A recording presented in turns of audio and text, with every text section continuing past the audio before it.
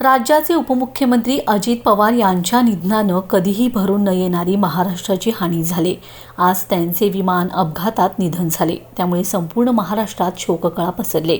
उपमुख्यमंत्र्यांच्या निधनानंतर मुख्यमंत्री देवेंद्र फडणवीस यांनी राज्यात 3 दिवसांचा शासकीय दुखवटा जाहीर केलाय। तसेच आज सुट्टी देखील जाहीर करण्यात आली। शासकीय दुखवट्यामुळे सांगलीतील जिल्हाधिकारी कार्यालय, महापालिका तसेच प्रमुख शासकीय कार्यालयावर असणारा राष्ट्रध्वज हा अर्ध्यावरती ठेवण्यात आलाय। तसेच यावेळी आमदार सुधीर गाडगीळ यांनी राजकारणातला दमदार आणि दिलदार माणूस हरपल्याचे दुःख व्यक्त केले। अजितदादांच्या निधनाने सर्वांना सोबत घेऊन जाणारा, खरे बोलण्याचे धाडस आणि नैतिकता असणारा नेता हरपला। आज सकाळी आदरणीय महाराष्ट्राचे लाडके उपमुख्यमंत्री अजितदादांच्या दुःखद निधनाची बातमी ऐकली। खरोखर एक महाराष्ट्राच्या दृष्टीने एक काळा दिवस म्हणावा लागेल। राजकारणाच्या दृष्टीने म्हटलं तर राजकारणाच्या पलीकडचा माणूस होता तो। त्याची प्रशासनावरची पकड अबाधित होती आणि खूप चांगली पकड त्याची राजकारणावर होती आणि प्रशासनावर होती। तसं एक दिलदार व्यक्तिमत्व असं अजितदादांचं आपल्याला वर्णन करता येईल। एक पार्टी म्हणून तर मी त्याला श्रद्धांजली अर्पण करतोच, पण गाडगीळ कुटुंबियांतर्फे सुद्धा मी आज दादांना श्रद्धांजली अर्पण करतो आणि त्यांच्या कुटुंबियाच्या आणि त्यांच्या कार्यकर्त्यांच्या दुःखात आम्ही सर्वजण सहभागी आहोत। राज्याचे उपमुख्यमंत्री अजितदादा पवार यांचे आज विमान अपघातात दुर्दैवी निधन झाले। त्यावर प्रतिक्रिया देताना विधान परिषद आमदार इद्रिस नायकवडी म्हणालेत की अजितदादांच्या निधनाने सर्वांना सोबत घेऊन जाणारा, खरे बोलण्याचे धाडस आणि नैतिकता असणारा नेता हरपलाय। सर्वांना न्याय देणारा, सर्व समाज घटकांना सोबत घेऊन चालणाऱ्या नेत्याला आज महाराष्ट्र हरवून बसलाय। आज अत्यंत काळा दिवस, हा दिवस का उजाडला असा प्रश्न विचारत अतिशय भावुक होत इद्रिस नायकवडी यांनी आपली प्रतिक्रिया माध्यमांसमोर व्यक्त केली। यावेळी बोलताना अश्रू अनावर झाले होते, तर आज लाडक्या बहिणी पोरक्या झालेत, असे मत महिला आघाडी शहर जिल्हाध्यक्षा राधिका हरगे यांनी व्यक्त केले। अत्यंत काळा दिवस, हा दिवस का उगवला असं वाटतंय मनाला की 28 जानेवारी का उगवला, का उजाडलं। कारण महाराष्ट्राला असणारा एक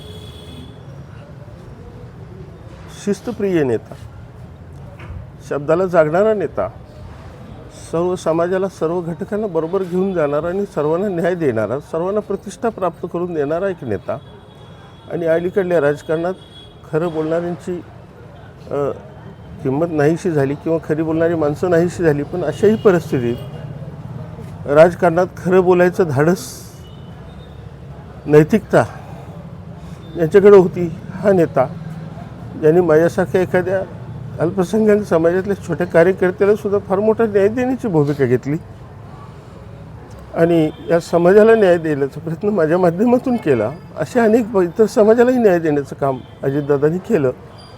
ज्यांच्या जीवावर आणि ज्यांच्या ताकदीवर, ज्यांच्या वलयावर आम्ही सर्व कार्यकर्ते जगत होतो आणि समाजकार्य करत होतो, समाजात काही चांगल्या वाईट गोष्टींना आम्ही मदत करत होतो, वावरत होतो, तोच नेता आज आमच्यात राहिला नाही। त्यामुळं आम्ही सर्वजण पोरके झालो आहोत हे नक्की आहे। या पुढच्या काळात पक्षाची बांधणी, पक्षाचे नेतृत्व काय भूमिका गेली हे मला माहिती नाही, आज सांगता येणार नाही। पण अजित पवारसारखा एक प्रामाणिक, सच्चा नेता या पुढच्या काळात कधीच राजकारणात दिसणार नाही हे मात्र नक्की आहे। कारण राजकारणात आपल्या फायद्यासाठी कधी खरं बोललं तर नुकसान होईल याची तमा न बाळगणारा, पण समाजापुढं खरं बोलणारा आणि खऱ्याने वागणारा असा एक नेता आज आमच्यातून निघून गेला, ज्याच्या नेतृत्वावर आम्ही आज जगत होतो किंवा समाजात वावरत होतो। या पुढच्या काळात असं नेतृत्व मिळेल नाही मिळेल हे भविष्य सांगेल। मात्र हे नक्की आहे की आज जी पोकळी, जे छाया आमच्या डोक्यावरून निघून गेलेली आहे, त्याचं भरपाई भविष्यात होईल नाही होईल हे मात्र नक्कीपणानं सांगता येणार नाही। पण अजितदादांच्या निधनामुळं महाराष्ट्रातलं नव्हे तर सर्वच घटकांचं, सर्व समाजाचं, राजकीय क्षेत्राचं विशेष करून फार मोठं नुकसान झालं आहे।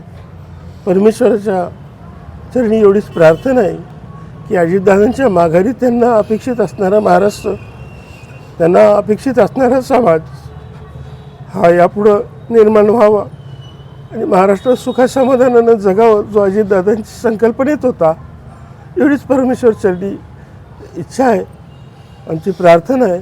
अजितदादांना त्यांच्या आत्म्यास परमेश्वर पूर्णपणाने शांती देवो आणि त्यांच्या माघारी त्यांचे कुटुंबीय आणि राष्ट्रवादी कुटुंबीय या सर्वांना देखील सबुरी आणि तितक्याच धीटपणानं येणाऱ्या प्रसंगाला सामोरं देण्याची ताकद आणि शक्ती देवो, हीच या निमित्तानं माझी परमेश्वराकडं प्रार्थना.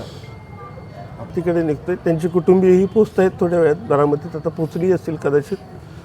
पोचल्यानंतर मग पुढलं नियोजन त्यांचे कुटुंबीय ठरवतील की पुढचा विधी किंवा काय, कुठं, किती वाजता, कुठं करायचं याचं नियोजन ते करतील आणि त्यानुसार मग आपल्या सर्वांनाही त्या संबंधीची कल्पना देण्यात येईल. लाडके उपमुख्यमंत्री आमच्या सर्व लाडक्या बहिणींचे दादा आज आमच्यात नाही आहेत, ही संकल्पना आम्हाला मनाला कुठेही पटत नाही आहे. दादांचं व्यक्तिमत्व हे वेगळंच होते. दादा म्हणजे दादाच. अजितदादांचा वादा म्हणजे शब्दाचे पक्के असे दादा होते. सर्व माय भगिनींसाठी त्यांनी लाडकी बहीण योजना आणली. सर्व बहिणींना न्याय देण्याचा त्यांनी प्रयत्न केला. आज हे दादा आमच्यात नाही आहेत, ही संकल्पना आम्हाला रुजवतच नाही आहेत. आम्ही आज सगळ्या बहिणी आमच्या भावाविना पोरक्या झालो आहोत. आमचं राष्ट्रवादीचं अस्तित्वच संपलंय. आम्ही बहिणी पोरक्या झालो सगळ्या. बोलण्यासारखं निशब्द झालेलो आहोत आम्ही. आम्हाला ही घटना ही मनाला पटतच नाही. आमच्या सांगली जिल्ह्याला 2.5 वर्षात दादांनी खूप काही दिलं, आम्हा बहिणींना सुद्धा खूप काही दिलं. मान सन्मान असेल सर्व काही दादांनी आम्हाला दिलेलं आहे. आज आम्ही त्या भावाला गमावलो आहे. ही आम्हाला अतिशय वाईट घटनाही घडलेली आहे. आजचा दिवसच वाईट आहे असं आम्हाला वाटत आहे. सुप्रिया सुळेने स्टेटस ठेवलंय उद्ध्वस्त, एवढंच त्यांनी शब्द ठेवलेला आहे. म्हणजे सगळं उद्ध्वस्तच झालेलं आहे. बहिणीच सगळ्या पोरक्या झाल्या दादांच्या विना.